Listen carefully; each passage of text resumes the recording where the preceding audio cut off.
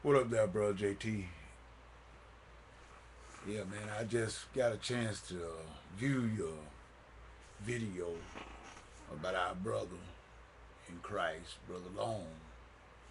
And I totally agree with you, man. And we cannot judge. And right now, uh, the church is under attack, period. And there's no surprise in these last days because Jesus said it will be just like it is.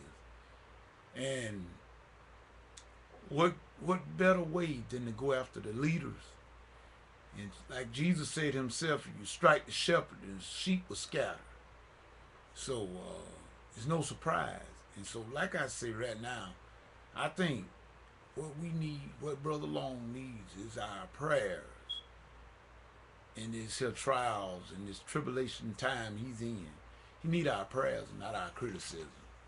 And matter of fact, you need to know what you're talking about. I think everybody needs to know exactly what they're talking about before you start talking too fast. And nevertheless, we just need to try to support our brother through this here crisis.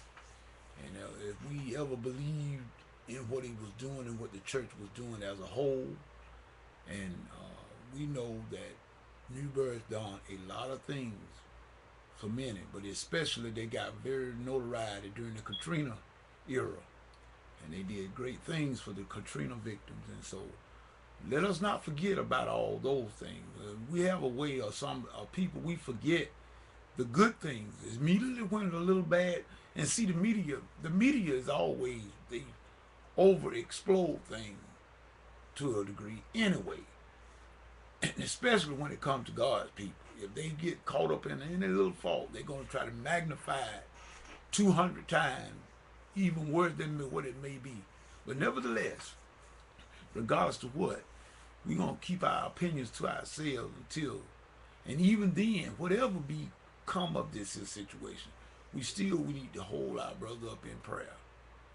And whatever this trial and tribulation he's going through, because in these last days, Jesus said, those that will live godly in Christ Jesus shall suffer trials and tribulation, and they're going to have persecution. So with that, we know that this thing going to come and to come about. So we must pray for our leaders, especially not just what we call quote unquote big one. There's no such thing, no big one or no little one. Matter of fact, his name is Eddie Long. His mama didn't look at him and said Bishop. His name is Eddie. Same thing go with T.D. Jakes and all the rest of them. We put too much emphasis on the big. His name is T.D. Jakes, whatever that T.D. means.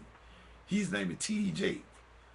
The bishop, that's man stuff there. You know what I'm saying? But the reverend this and the reverend, no, Maestro Middleman, Maestro Thompson. No. Your mama, when you were born, she named you. Mine looked at me and said Ernest. Yours looked at you and said Jerome. Hey, this titles, this is what we get caught up in, the big names. And that's what gets a lot of our leaders. And the media goes after them because of the bigness, the big name and whatnot. Like you say, you have 25,000 plus members. I don't have anything to do with how many members he had in his church. But I'm quite sure out of all those 25,000, I'm quite sure that Brother Long knew that everybody there wasn't for him.